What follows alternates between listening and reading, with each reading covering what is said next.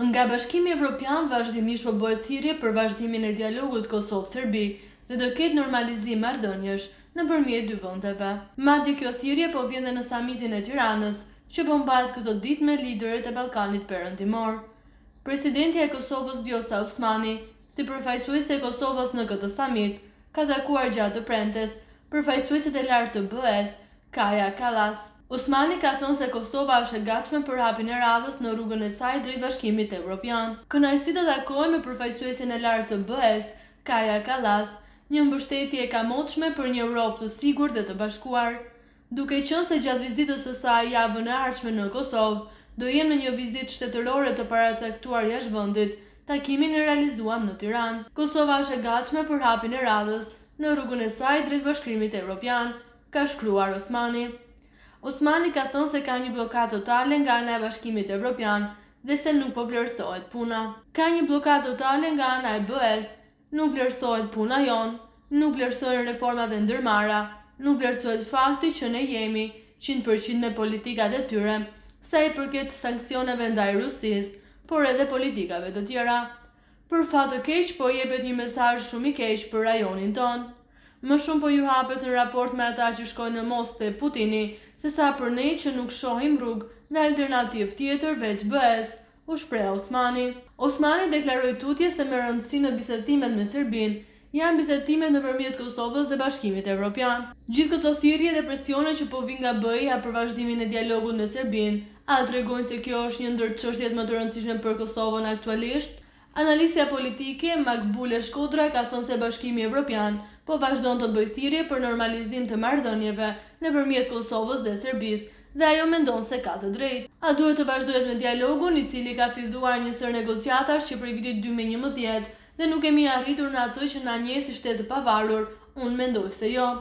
Tani mendoj që është momenti të ndërrohet strategjia dhe të provohet me një strategji dhe kjo për mua do të ishte që Serbisë prej fillimit t'i kërkohet që të njohë Kosovën si shtet të pavarur dhe tani me implementimin e marrëveshjeve të tjera.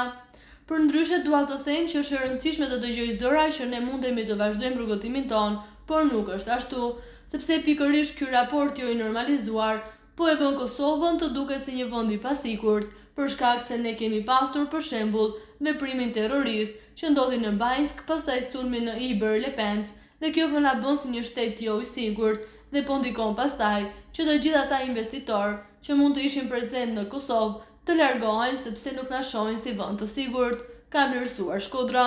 Ajo thotë se është me rëndësi që një herë për gjithmonë tani të zgjidhet kjo çështje, por për të zgjidhur, Bashkimi Evropian duhet të jetë më i fuqishëm. Pa ashtu për këtë çështje ka folur dhe publicisti dhe njohësi i çështjeve politike Nexhat Bexheti. Ai thotë se stigma evropiane për vazhdimin e dialogut Kosovë-Serbi, për opinionin e brendshëm, por edhe atë të jashtëm, ka nisur të kalojë në banalitet. Jemi dëshmitar se shumë diplomatik dhe deputet evropian ngren dyshimin për neglizhencë evropiane. Kaloi shumë kohë situata akoma ka ngelur në pikën kritike, nuk ka përparim, ka nisur të zbehet aktiviteti evropian, sepse retorika e vazhdueshme për normalizimin e marrëdhënieve mes këtyre shteteve nuk kuptohet si përmbajtësore, me shumë gjasa e ngjan foljes popullore, shkel e shko, sa përsyr faqe që të thuhet, gjoja diçka për të plotësuar mozaiku i lojës së fjalëve, e cila nuk përkason me seriozitetin e vërtet si vështirësi për Kosovën, ka theksuar ai. Bexheti thot tujte se në këtë drejtim roli i diplomacisë së Shqipërisë ngec, nuk ka treguar interes që në disa qarqe evropiane dhe botërore, ajo të merrë rolin e tutorit për t'ia dalë ndihmë të Kosovës, sepse në konferenca gjerë sa diskutohet për Kosovën, aty nuk është përfaqësues diplomatik i Kosovës që të shpalosan tribute dhe fakte reale për problemet e Kosovës. Ai thot më tutje se duhet ta kuptojmë se Europa është e përkushtuar që Serbinë ta futë në nombredhën e vet, sepse është shumë e rëndësi që Serbia mos t'i ikë Europës.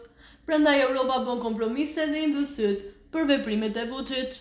Edhe Europa sakrifikon për ta falur Vučić, derisa të ndërrohet nga pushteti i Kosovës, i duhet durim derisa të tejkalojë kriza e Ukrainës, dhe me siguri Europa nuk do ta lërë pa zgjidhur çështjen e Kosovës, ka vlerësuar Bexheti.